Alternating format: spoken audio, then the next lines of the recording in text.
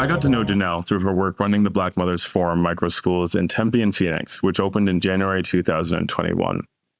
Outspoken.org has had the privilege of partnering with her schools to supplement the education they're receiving with other high-quality experiences. Reverend Janelle Wood has always had a heart for those in need and a passion to build up the people within her community. She holds a BA in economics and an MA in biblical leadership. She's been married for 30 plus years and is the proud mother of one adult son, who I've also had the pleasure of meeting. Janelle's passion is to ensure all Black children have the opportunity to live out their God-given purpose, free from the threat of systems, laws, policies, procedures, and practices that limit and control the movement of their Black bodies. Janelle is the founder and CEO of the Black Mothers Forum, Inc., founded in August 2016, a nonprofit organization of Black mothers who have come together to end the bloodshed in the Black community, dismantle the school-to-prison pipeline, and restore the strength, dignity, and hope of the Black community. She strongly believes in parental choices and that children should be able to pursue their educational endeavors in a safe and supportive learning environment. Janelle led the way for her organization to be named one of the 2022 Yas Prize semifinalists. She was one of the leading advocates for the passing of Arizona's Universal ESA program signed into law in August 2022. And she recently published her first book, Anatomy of a Black Mother. She has served on many councils, committees, task force, and panels through her work with the Black Mothers Forum and microschools, and it's a great privilege to be able to consider her a collaborator and a friend. Before we get started, I actually wondered, Janelle, if you could just give me an overview of your work. You started with the impacts that your work. So I know Justin is you've spoken to Justin before. I'd love just to get your background, like how you got into this work and how it's been going. Yeah, so I got a chance to be involved in a lot of missionary work. I'm a minister. And so with that, I surrendered my life over I was just counting it almost 30 years ago to doing the work of the Lord, whatever that looked like.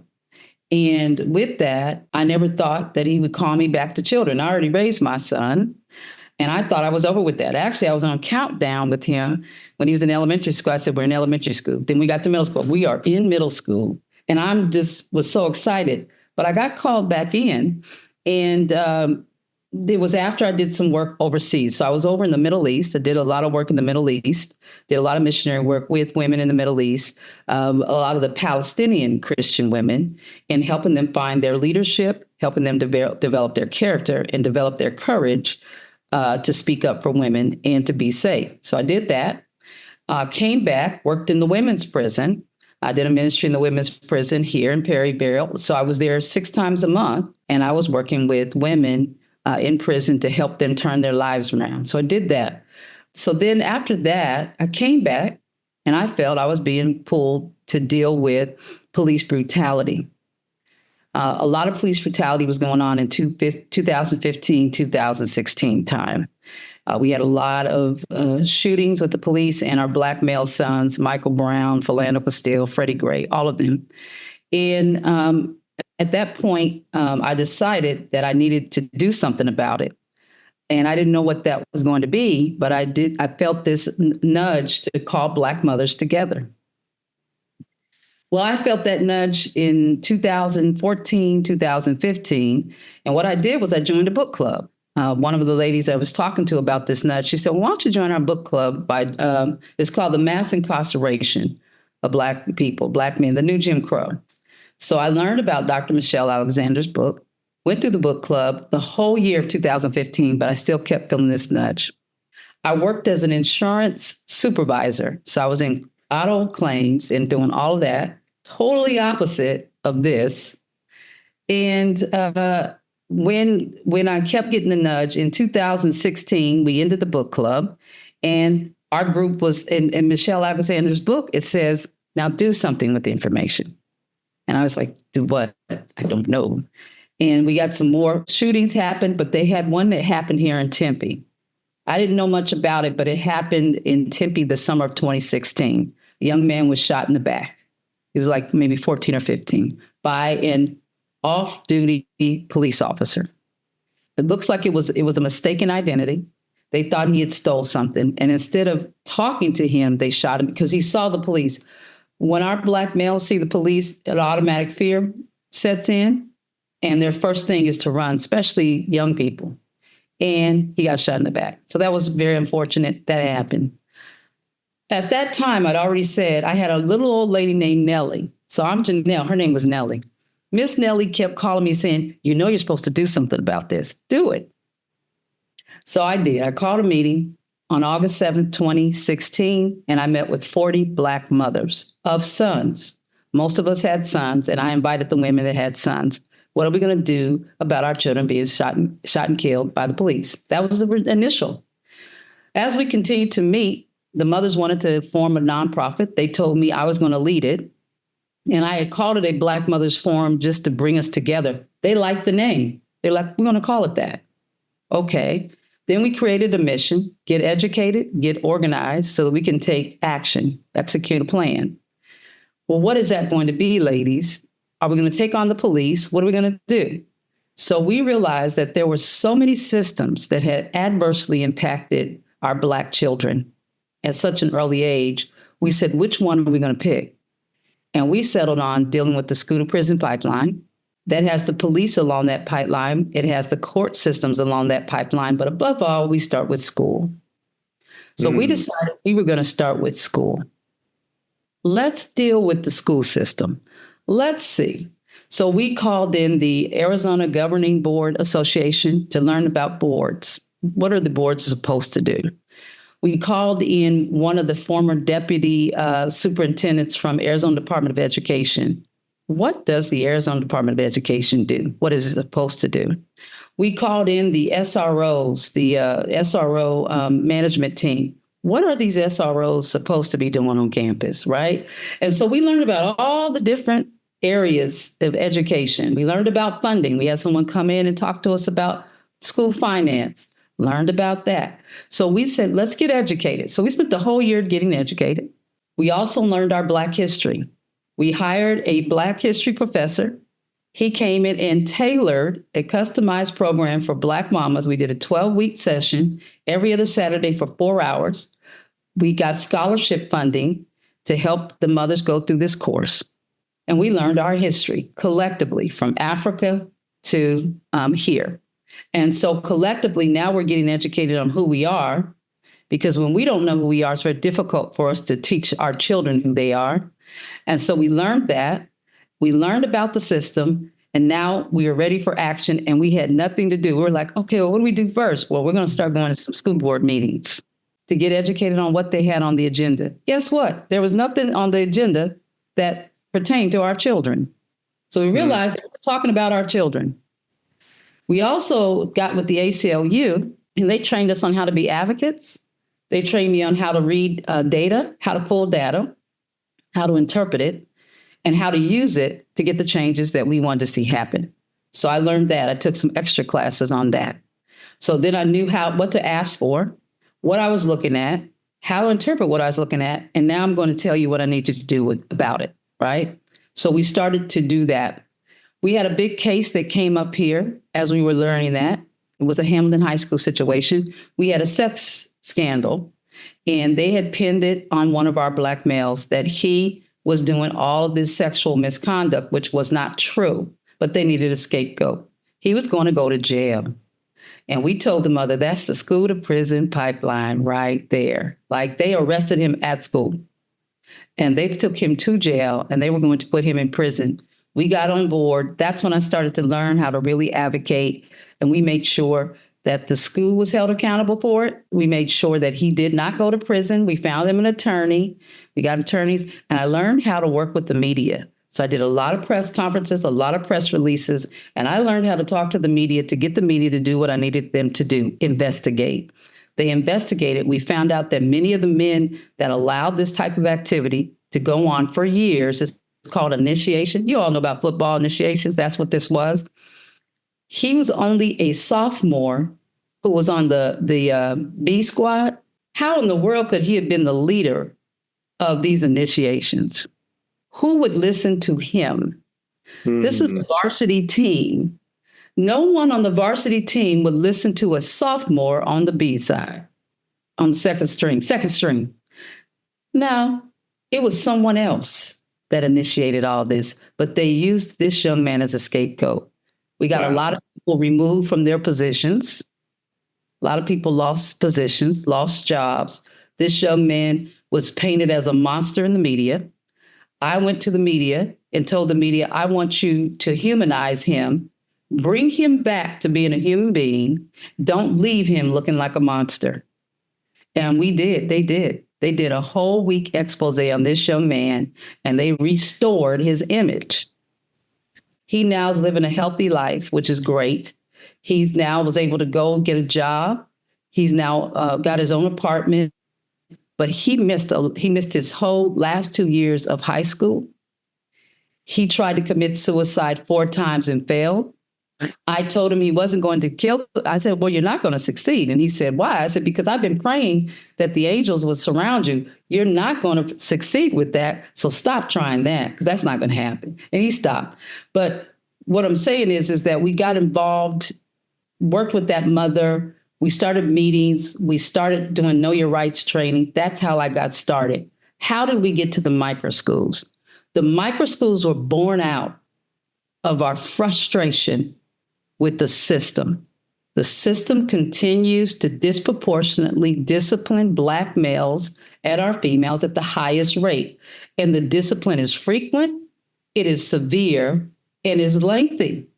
And there's no coming back from that. When you get on that trajectory, you just continue to be suspended because you're disengaged, you don't know where you're at, you're lost in school, and you've been labeled.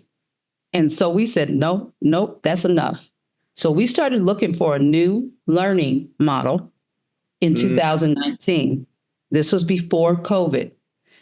We said, well, we can't do homeschooling because the mothers have to work. Can't do that.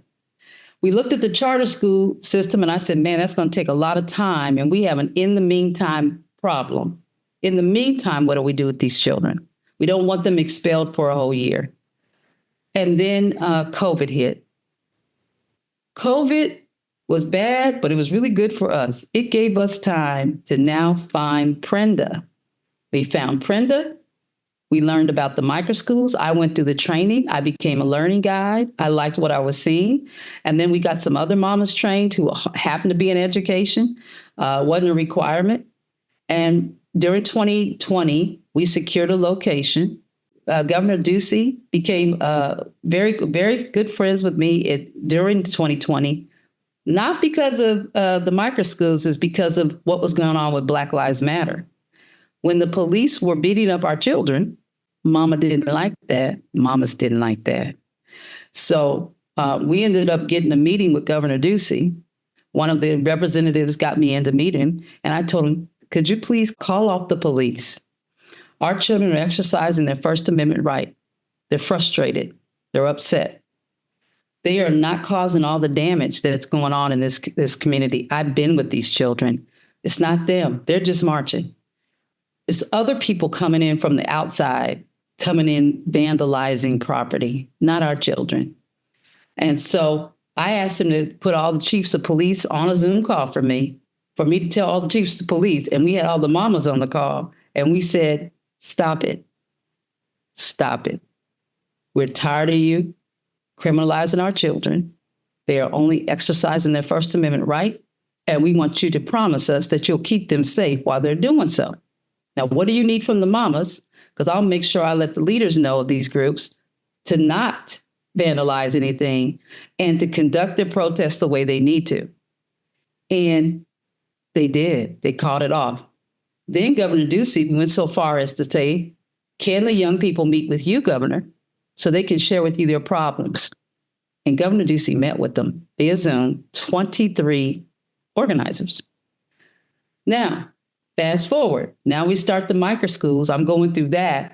And then me and Governor Ducey have developed some sort of relationship dealing with the children. I was now able to go to him and he said, what can I do for you? I said, I need funding to do these micro schools. And I understand you got some COVID money to help with distressed areas. I live in a distressed area. Is it possible for us to get some of this? He said, how much do you need? I'm glad you asked. I gave him the thing. And he said, give her, it's approved, give her what she needs. And I almost fell over. I was like, what? So we rented a space in one of the most hardest hit disadvantaged areas. We rented a space, 2 spaces, and we started our micro schools in January 2021. We had to renovate it to get it ready for the babies. We started with 13 children that had been out of school for about a year, because it was 2021 by now.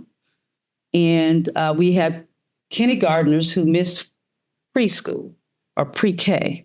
So they were way behind. I had 5th graders that were way behind, but they were way behind before COVID. Many of our children, one of our 6th graders, he was so behind, he was reading at a kindergarten level at 6th grade. Now I know COVID didn't do all of that, right? So we got him up to speed. We had him from January to June. We were able to get him up to 4th grade reading in a short amount of time. We said, this is working. What was working? Smaller learning environment, no more than 10 students. We had 2 coaches in there at the time, 2 learning guides. We call them learning guides. We call them coaches now. Prenda's model was 1 learning guide. That's for children who have not faced trauma. What we ended up realizing is that we needed 2. I needed 1 learning guide that was helping to facilitate the learning process, but I needed another learning guide to help with behavior, to help them manage themselves. We don't believe in suspension. We don't believe in expulsion. Our children don't get suspended. They don't get expelled. Our children don't get disciplined. What they do is they get an opportunity to learn how to self-manage themselves. So we give them self-management skills. How do you manage yourself in this situation? We sit down with them, and I was the first one to start that. When I was in the micro schools, they ran me out of there about 8 weeks. I just want y'all to know that's not my calling. I love the little ones, but I can't work with them all day. That's a special calling to work with the little people. And they were happy when I left, because every time they would be moving, I'm like, come here, what you doing? And they're like, she's driving, that's crazy. But what I did was I learned how to look them in the eye. They learned how to look me in the eye and tell me what was going on. Why are you having problems with doing what you're being asked to do? And the child's fussing and they crying, and I would just sit there and wait on them. I wouldn't stop them. I'd let them finish it out. That's why you needed the second person. The other person is moving on with the class. I'm talking to this little person, and I'm like, what's going on? 5 years old. He said, I'm tired. I said, you're tired? He said, yeah. And when I'm tired, I just can't focus. He said, I can't do what they tell me to do because I got all this stuff going on. I said, well, what can we do to help you? Do you need to go take a nap? No, my mom lets me run around. Okay.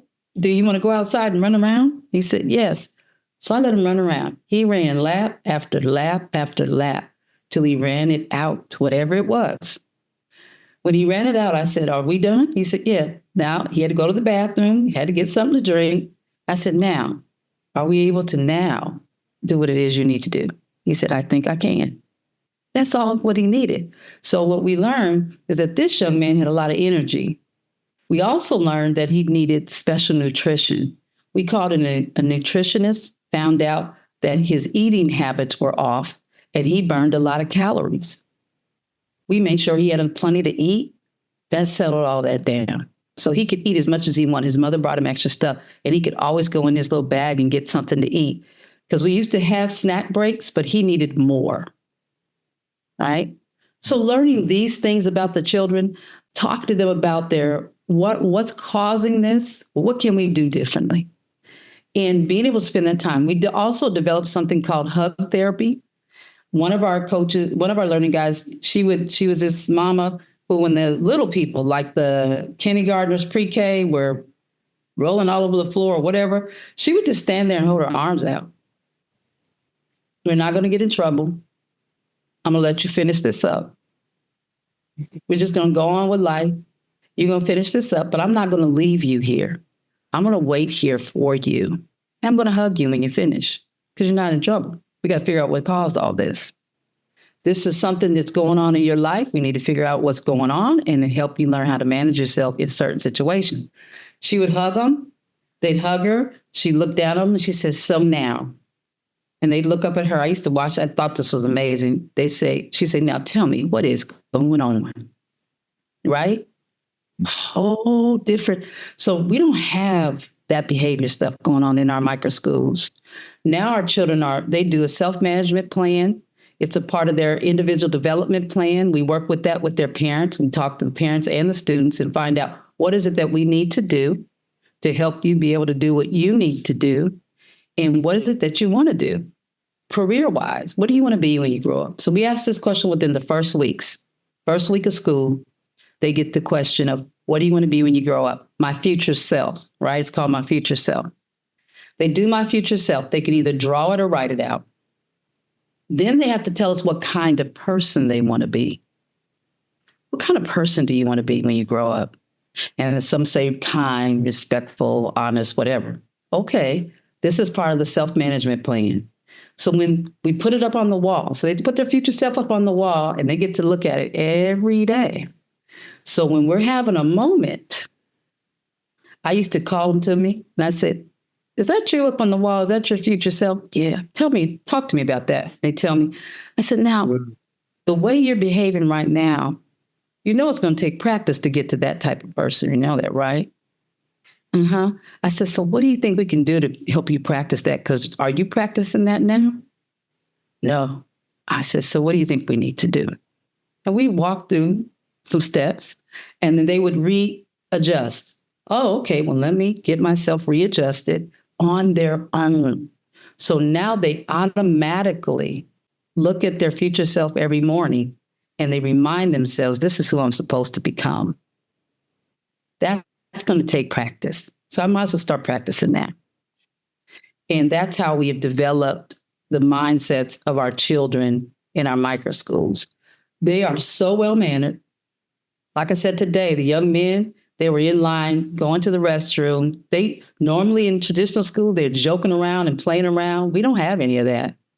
They're very focused because they got to go to the bathroom because I got to go eat lunch so I can get back to what I came here to do today, because that I have a goal now that I want to achieve.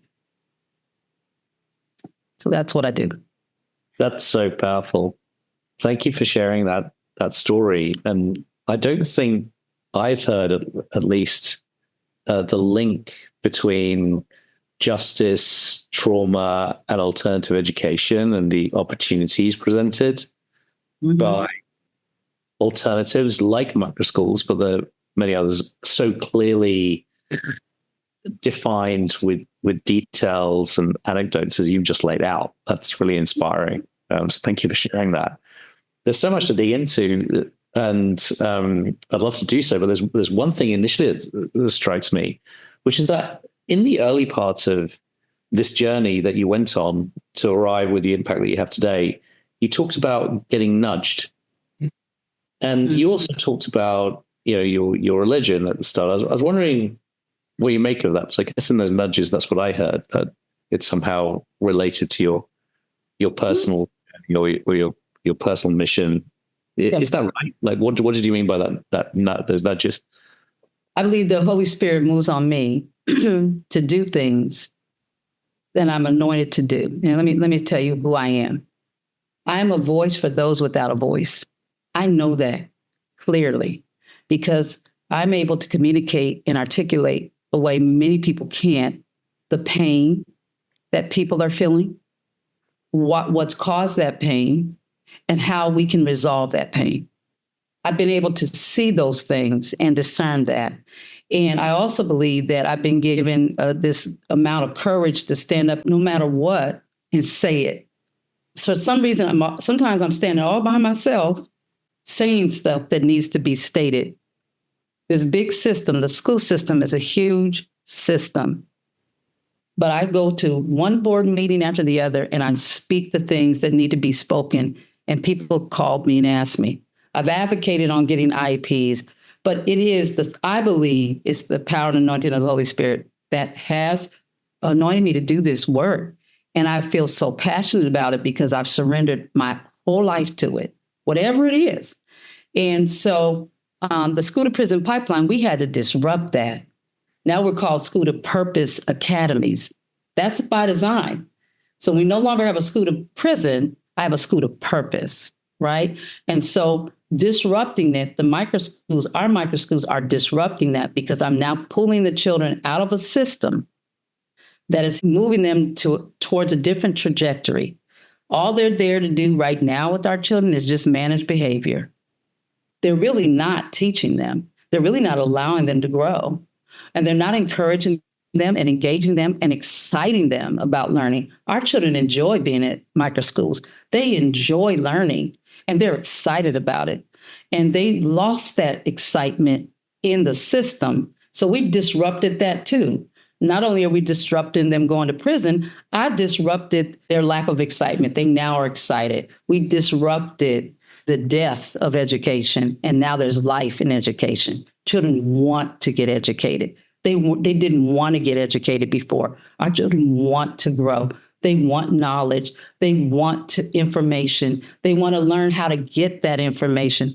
And the only way they can get it is if they can read. And I've told all of our children, I said, look, if you can't read, you can't do math because you can't figure out the problem, because you can't figure out what it's asking you to do. You can't do science. You can't do social studies. So you can't run a business if you can't read because you can't understand what it is you need to do to make sure your business is successful. So it all boils down to this one thing.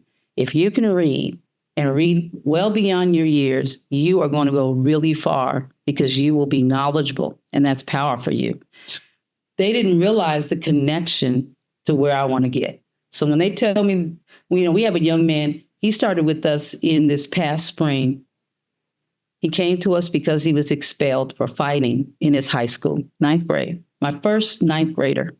When we benchmarked him 3 times, Amir, 3 times, because we couldn't believe what we were seeing in his reading and his math skills. Because we said, no, maybe he needs to go walk around, come back. I think maybe you were playing. Please be serious about this benchmark and do it. He was at a pre-K reading and a pre-K math in 9th grade in the public school system here that he'd been in his whole time.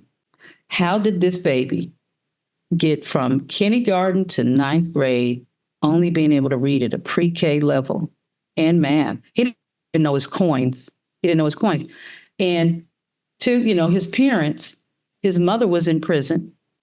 Mother was in prison she went to prison when he was 9. So she's gone. Dad's working many jobs to hold down the fort. He's expecting these people during the day to educate his child. That's why I send you there for 6 hours, 7 hours a day. It's your job to educate them, right? His dad felt his job was to provide for him, right? And providing a safe home. He's got food, he's got clothes. You failed my child. And so we get him. He's acting out. He doesn't want to be in school until he realized we loved him. The moment he realized we loved him and we weren't going to throw him away and we weren't going to give up on him, his whole life turned around. Right? First, he didn't want to be there because he's like, I'm the only one and I want to go back to high school. I said, well, you can't because you're expelled. So here we are. So you got us for the rest of the year. And we're not going to leave you. We love you and we're going to do all we can. Well, we figured out what he loved. He loves to do hair. He loves hair. He wants to go into that industry. So we got him the Madam C.J. Walker book. Because now you're going to be a business person. If you want to do hair, that means you got to learn how to do your own business. And that means you got to learn about chemicals, which you can't just put chemical on, you got to know. That means you don't need to know science and chemistry. You need to know math because you got to add money. You need to be able to do inventory, things like that. He looked at us like, oh my gosh, how will I learn that? So we ordered him the Madam C.J. Walker book because she was very well known for being she was a millionaire and she knew business. And we put it on his desk or the table and said, here's where you'll find all your information you need on to do what you want to do. And he opened the book and he said, well, I can't read this. I know. We know you can't read it. So what are you going to do about it? So by the end of last semester, he was at 3rd grade reading. He was motivated finally to read, motivated to learn how to count money, motivated to now learn, because I now have a goal. And we had a lovely donor donate wigs for him to practice on. They donated a big old box of wigs for him to practice on. And we have dummy heads and all sorts of things for him to work on. But this is what I do. And it just warms my heart. And I'm so glad that the Lord led me to this type of work, because this is our future and our hope, our children. And I will continue to do this work until he tells me to do something else, till I get a new assignment. This will be the work. But I believe this work's going to last me probably to the rest of my life, because there are so many children out there who need this. They need this opportunity. So many parents out there that know that these opportunities are there for their children, and that unfortunately the current system has disincentivized our children and demotivated them. And that's highly unacceptable. And once our parents start to get to the point where they believe that's highly unacceptable, then that's when we'll see a shift. Because I'm tired of our parents being complicit and co-signing on the mistreatment and the miseducation of our children. That's got to stop. And Reverend, I think, part of your mission and part of the calling, at least as I've heard it from you, is to lead the charge to get other parents to see just how critical schools are and education are in the lives of their children, and as a result, in the lives of their families and in the lives of our communities. And, I had the privilege of attending one of your rallies last year, your mother's rally in DC this year, actually this winter. Mm-hmm. And so I'm just curious to hear you talk about that and talk about that aspect of your mission, which is the political organizing that you do. And this next chapter, or the continuation of this chapter, that isn't just the schools that you lead in your own community, but how you're working really across the country to activate and inspire other mothers. Yeah, so the National Mothers Rally, again, the Lord laid it on my heart in December. It was such a quick work. We turned it around pretty quick, and pretty much showed me that mothers across the nation, we want one thing. One thing that all mothers want is for their children to be all that they were created or birthed here to be. They want them to be safe. They want them to grow free from harm and barriers. We all can agree on that. And what I wanted to do was show that. I wanted to demonstrate to this nation that not only white mamas, but Black mamas, Hispanic mamas, mamas of autistic children, mothers of Down syndrome children, mothers that are Republican, mothers that are Democrat, mothers that are independent, mothers that are Christian, mothers that are Muslim, wherever, mothers that are rich, mothers that are poor, mothers that are educated, mothers that are not. We were able to bring in mothers from all across the nation, from different parts, and then geographically across the nation, for us to say one thing and one thing only repeatedly. We want our children to have the quality education that they so deserve and need, and we want them to be able to live out and fulfill their God-given purpose, free from harm and barriers. In the discussion, we all said it in our own different way, but at the end of the day, that's what we want. We also created a national mothers agenda, and we had been working on that before we got to the rally, and that we have about 11 points that the mothers want. It's on my website, blackmothersforum.com. If you want to go there, you can see it. It's on our rally page. But our national mothers agenda, all the mothers from across the nation, we are in agreement on this. We don't care where our children have to go, as long as they get what they need to get. If it's in a traditional public school, then there. If it's public charter, great. Private, Montessori, homeschool, microschool, online, hybrid, whatever. If I need to use an STO, an ESA, or whatever I need to do, move out of my way so I can get this for my child. And we are tired of legislators and people telling us that's not what we want. And so that's why we did the rally, because we want everyone to know loud and clear, no, this is what we want. You're going to give it to us. And we've also told the mothers to only support candidates that want what we want in the discussion. So, and the mothers we're gaining ground with that. So we're going to do our second annual one. in Arizona. I had to move it from DC to Arizona this year because my husband got sick. He's been dealing with some health challenges that I didn't know that he had. He didn't either. And I've been grounded, which is fine. So we're going to have it here in Arizona. It's going to be at our state capital. Weather's even better, so that's nice. All my speakers, I've talked to them. They're like, oh, that's even better yet. The weather is great in Arizona. We're coming to Arizona. And Arizona is the hub of school choice. So it's one of the, we have the universal ESA. We got all the school choice you can muster here in Arizona. The other work that I'm doing, Justin, and I don't know if I told you, I'm with Common Sense Institute. I'm a fellow. I'm the school choice fellow, the choice fellow with the Common Sense Institute. I wrote my first paper that came out this summer called Do Public Schools Really Serve All Students? So I did a research paper on that. My next paper is due out here within the next week or so, dealing with ESA and school choice, why it's so important. And if it went away, what would that do to our children?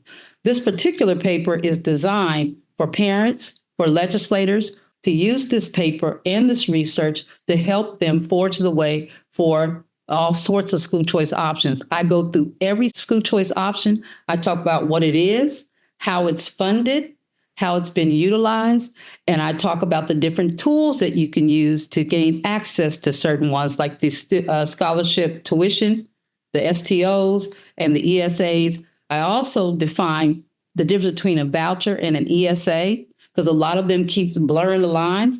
A voucher goes directly to the institution, and the ESA goes directly to the parent. Totally different things. I'm also promoting the money should follow the child. Now, it's really interesting. It follows the child to public school. No one says anything about that.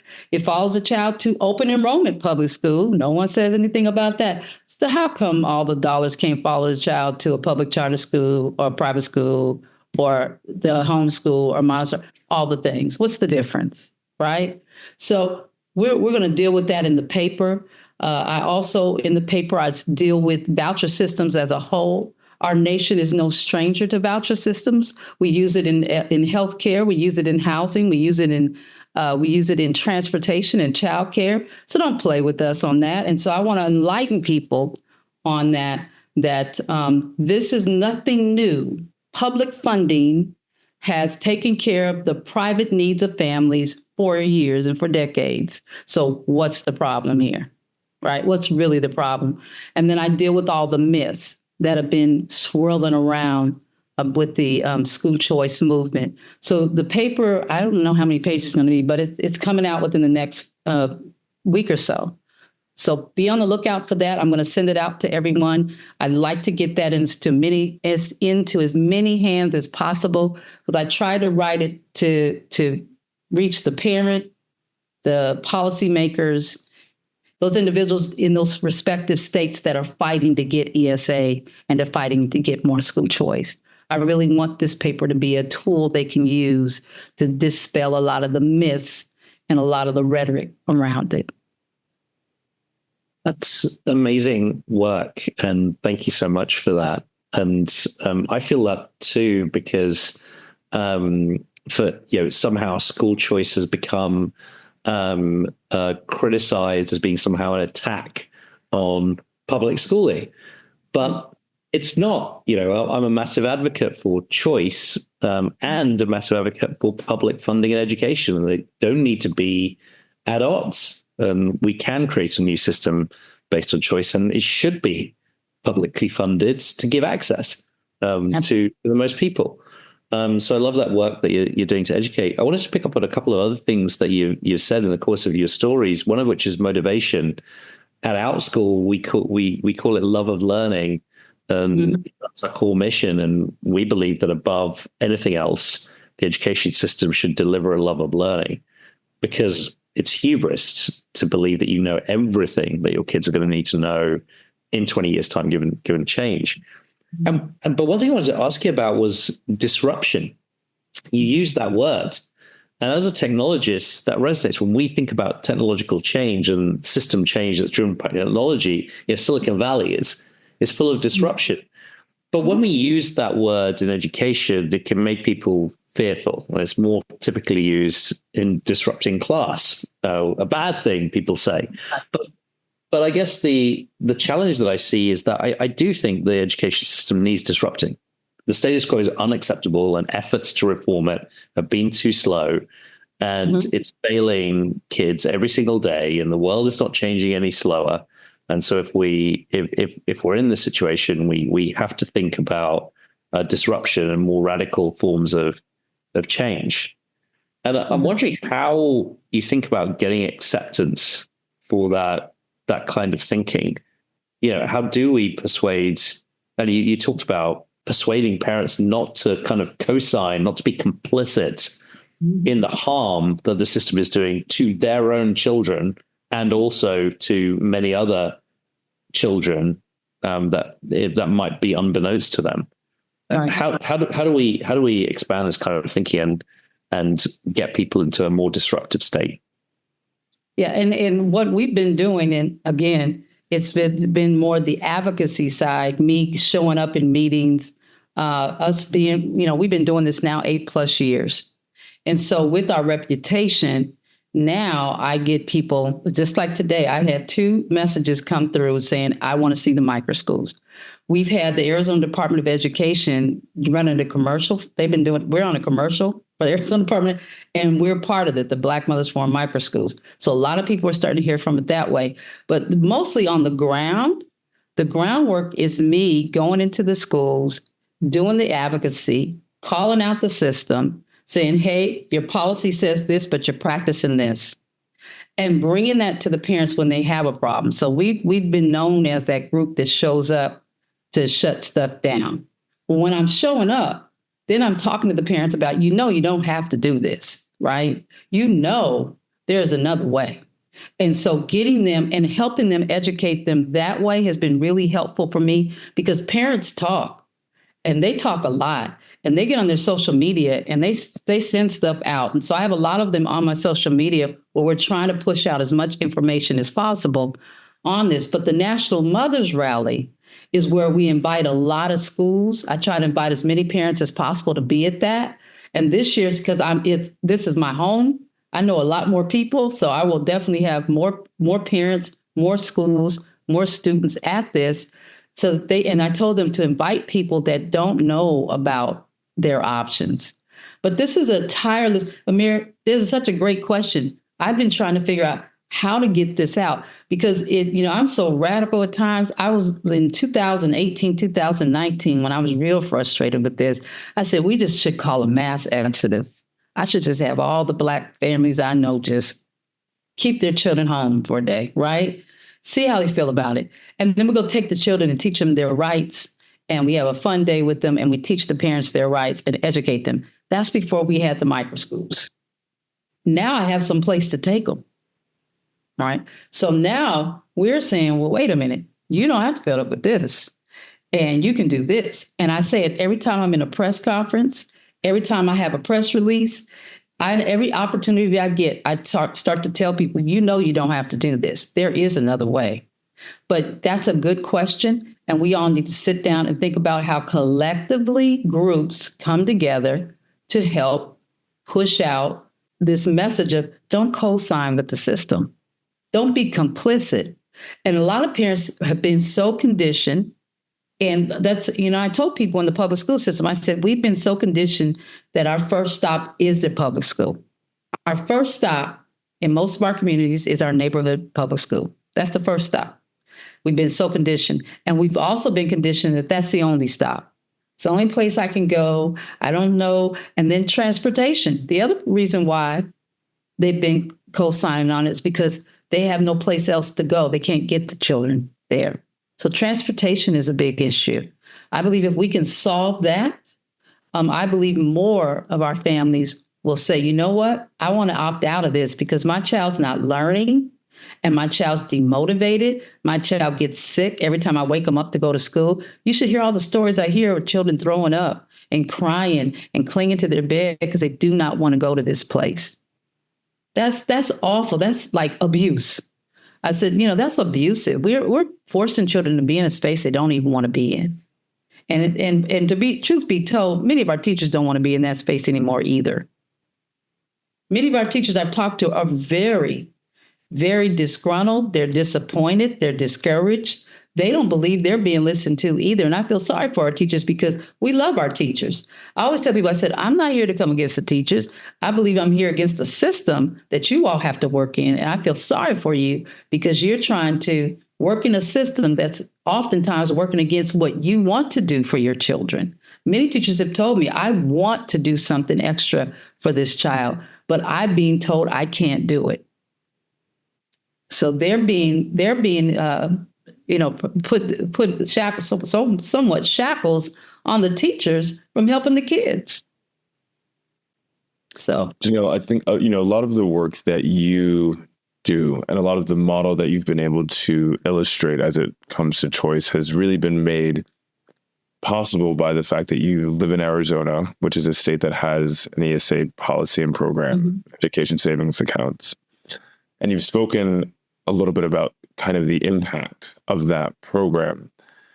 But I'm curious, as you talk to folks who are in other states who don't have as permissive policies, who don't necessarily have the framework to start a micro school that has a more sustainable pathway to revenue, or to enroll their kids in one that is supported by ESA funds, where do they start? Right? What is the starting point for a family who finds himself in a state that doesn't have a policy that allows kind of for some more of the disruptive innovation that we're talking about?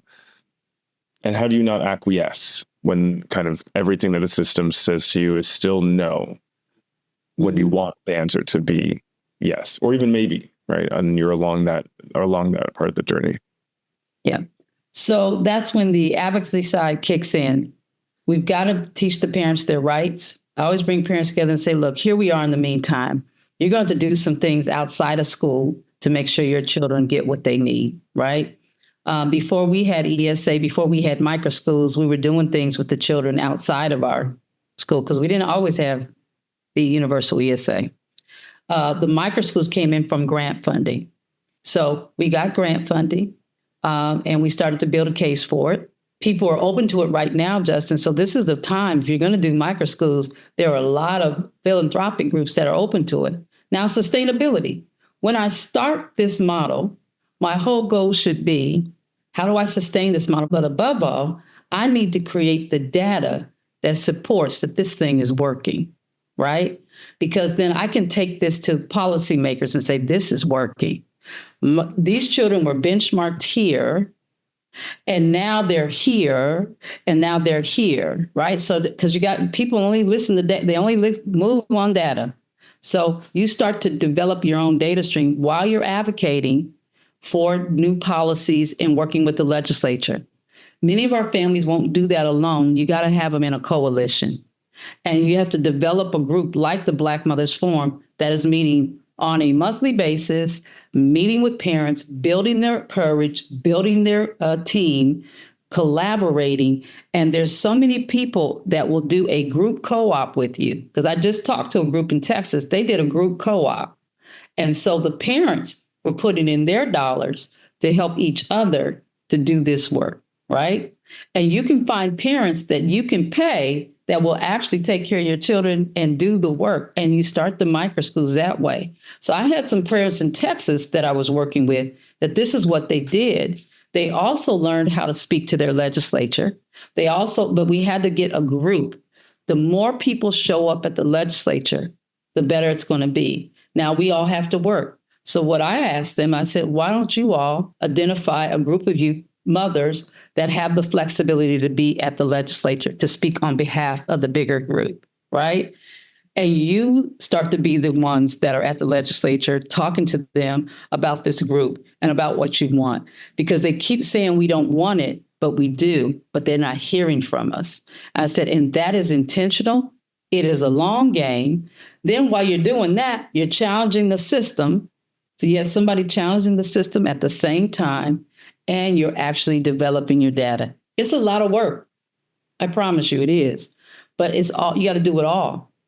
You got to do it all. But you got to, if you have a group of mamas that you can assign to do, this person does this really well, this person does this, here's your group. We have pillars. So I have a civic engagement arm. So I have a group of moms that's all they love to do is civic engagement. Well, let me get you moving in that direction. I have an economic development arm. These are the mothers that are about financial literacy and budgeting, because many of our parents are struggling financially. That also keeps them in bondage to these school systems that continue to create the same bondage that they're in. And so trying to get them to break free from that is an economic development situation.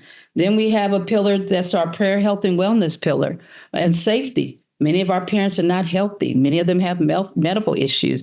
Many of them have mental health issues. Many of them have substance abuse issues. And so we're working with them on that. But we found the parents, the mothers, at least in our organization, that do certain things really well, and they develop their own team. Then when they develop their own team, that's not my team, it's their team. Then their team comes to the big collective meeting, and that's when I get to pour into everybody and what we know and what we're doing. And then we bring other parents, and it just grows. So right now I'm about to focus on the police department. Our City of Phoenix Police Department, I don't know if you heard about it, but they got hit with they have to do a consent decree. We'll see how that happens with the new administration. We don't know if that's going to work, but I don't care. I told the community, doesn't matter what DOJ does or doesn't do. We're the community. We now have the data. We now have a report that now confirms all that we said has been happening in our community. It's now in black and white. And it's from a federal agency. What are we going to do about it? So I always put it back in the hands of the community. We can't always have somebody else taking care of us. We have got to take responsibility for our families. And we have enough people in this community to help pull together. We can even do it from a child care facility. You got child daycare workers that have the facility. You can start a micro school in there. So there's always, where there's a will, there's a way, Justin. But you got to have somebody who wants to lead that. I've been telling mothers, I said, I'm willing to come alongside of you, help you develop your team, pour into you, help you do this until you do get your ESA program. There's a way. We didn't have this always. When we started in 2021, we had philanthropic dollars, grant funding. While I was still fighting for this, right? I'm showing up at different meetings, speaking up. You know, Governor Ducey would call me and say, hey, are you available to come do this? Can you come speak? And seeing the Black mamas show up was huge, because people kept saying it was just a wealthy white woman thing. No, we want this too. Our children are struggling. We need this. And so being the voice for those without a voice is what I did. I went to Texas and spoke at their legislature when they asked me to come out to speak. And so it's just identifying that handful of people that are going to be the ones that are the voice. Because I promise you, the opposition, they send their team out all the time. What you're describing sounds to me a lot like how to create a disruptive movement that can drive disruptive change through community. I love the suggestions and give me a lot to think about in my own work at creating change. Mm-hmm. I wonder, as a final question, with this idea of building a movement and the kind of people we like to have here on the Outspoken podcast, like who would you else would you recommend we speak to who is a change maker and doing great work in this movement towards disruptive change? Yeah, I know in Virginia, Teachy Green out of Virginia, she's a mom where in Virginia they don't have ESA yet. And I was just out there to do some training with them. Of course, they can't afford to bring me back, which is sad because they have a lot of mamas that are wanting to do it and they don't have the training. And they couldn't bring me. She said, we can only bring you back one weekend. And I tried to give them as much as I could, but I know that I'm going to need to walk alongside of them a little longer. But Tishy has the drive, and she has a team of mamas around her, and she's trying. But she would be a great person because she is a disruptor, wants to be a disruptor. She just needs some tools, and she needs some support. And so I think because Virginia, their school system is awful. I looked at Richmond, Virginia. I pulled up their data. When I did their PowerPoint presentation, what she did, she was able to bring in 9 mamas from different parts of the district who came from different parts of Richmond or outskirts of Richmond, and all of their, and I pulled all of their demographics for school. They were shocked at the data that I showed them about where their children are in Virginia and in the nation academically, and then talk about discipline. They have one of the highest discipline, excessive discipline records. When I showed the mothers the rate of discipline, they were like, oh my God. But they don't know how to pull that. I know how to go get that stuff. I know how to find it, go pull it, interpret it, tell you what it is, and then tell you this is what we need to do about this. This is how you challenge this. But I only was able to go there one weekend. What I'm praying for, Amir and Justin, is that I will get some funding to go back and start to do this work, because I do this all the time. And there's no sense in you recreating the wheel when I know how to do it. And I can show you, I've developed leaders. That's part of my master's, is leadership development. I developed a leader, help the leader go out and be the voice. Then we move on because they trust her. They don't know me, but they trust her. People know her in the community. That's who's going to be the most impactful disruptor, is a person who's from there. I just need to pour into them so they can be more forceful and have more support and have more backing when they go out and do these things. And that's what she needs. She needs that. Janelle, thank you for the recommendation, and let's partner on it. We should talk more. But I'm so grateful to have you on this on the Outspoken podcast. It's really a real pleasure learning from you. It's a pleasure always to know. Always. Pleasure to see you. Good to see you. Amir, nice to meet you. And Stacey, good to see you. Thanks for listening today. I recommend checking out blackmothersforum.com to learn more about Janelle's work and how you can get involved. Everything referenced here today can be found in the show notes.